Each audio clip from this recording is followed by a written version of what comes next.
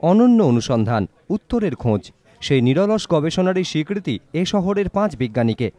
এবছর ঐতিহ্যশালী শান্তিস্বরূপ ভটনাগর পুরস্কারে ভূষিত হয়েছেন 11 জন বিজ্ঞানী, যার মধ্যে 5 জনই বাঙালি। এই 5 জন হলেন অরিন্দম ঘোষ, কৃষ্ণেন্দু সেনগুপ্ত, শান্তনু চৌধুরী, দেবাশিস গোস্বামী, সন্দীপ বসু। ছক ভাঙা পথে সাফল্যের খোঁজ। আইআইটিতে বসার জন্য কেউ 6 মাস প্রশিক্ষণ নিয়েও শেষ পর্যন্ত পরীক্ষা দিতেই যাননি, বদলে চলে গিয়েছিলেন সিনেমা দেখতে। কেউ আবার আইআইটি প্রবেশিকা পরীক্ষা দিয়েও শেষ পর্যন্ত ভর্তি হয়েছিলেন পদার্থবিদ্যায় 5 বছরের স্নাতকোত্তর শিক্ষায়। আর এবার এমন স্বীকৃতি এলো যার জন্য দরকার হয় না কোনো কোটার, কোনো রাজনৈতিক সুপারিশের।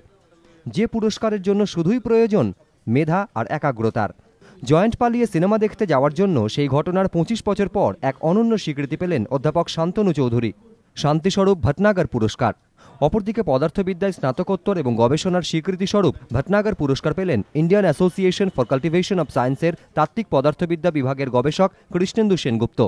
আইআইটি খড়গপুরের ছাত্র কৃষ্ণেন্দু সেনগুপ্ত 2006 সাল থেকে 2 ডাইমেনশনাল গ্রাফাইট বা গ্রাফিনের নানা দিক নিয়ে গবেষণা করছেন, আর সেই গবেষণার সাফল্যেই তাঁর এই স্বীকৃতি। ইন্ডিয়ান একাডেমি অফ সায়েন্সের সদস্য এই তরুণ পদার্থবিদ মনে করেন, বিজ্ঞান চর্চায় বাঙালি আগেও এগিয়ে ছিল, ভবিষ্যতেও থাকবে। ভারতবর্ষের অন্তত আপনি যদি ছাত্রদের কমিউনিটিটাকে দেখেন, তার মধ্যে বেশিরভাগই পশ্চিমবঙ্গ তথা কলকাতা থেকে আসে, বেশিরভাগই বাঙালি। এই ট্র্যাডিশনটা বহুদিন থেকে চলছে এবং আমার মনে হয় যে এই ট্র্যাডিশনটা থাকবে। এখানে সায়েন্সের একটা কালচার তবু কিছুটা হলেও আছে আর কি। আমার মনে হয় সেটারই ফলশ্রুতি। অঙ্কে অবদানের জন্য এবছর শান্তিস্বরূপ ভটনাগর পুরস্কার পাচ্ছেন আইএসআই এর অধ্যাপক দেবাশিস গোস্বামী।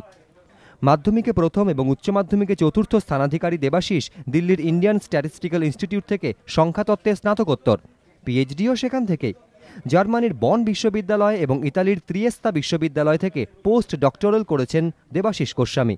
বর্তমানে পিওর ম্যাথমেটিক্সের ফাংশনাল অ্যানালিসিস নিয়ে কাজ করছেন তিনি।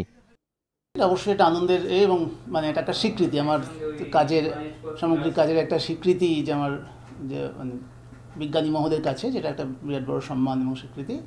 আর এটা অবশ্যই আমার এর ফলে যে আমার আরও বেশি আনন্দ হচ্ছে যে আমার চারপাশের লোকেরা, আমার কলিগ, আত্মীয়, বন্ধু, সব তাদের কাছে একটা আনন্দের বিষয়, সেটাও একটা বাড়তি আনন্দ দিচ্ছে এবং এটা আমাকে দায়িত্ব বাড়িয়ে দিচ্ছে যে আরও ভালো করার জন্য। তরুণ অধ্যাপকের কাজকে স্বীকৃতি জানাতে এই শান্তিস্বরূপ ভটনাগর পুরস্কার এবছর প্রাপকদের হাতে তুলে দেওয়া হবে অক্টোবরের 26 তারিখ।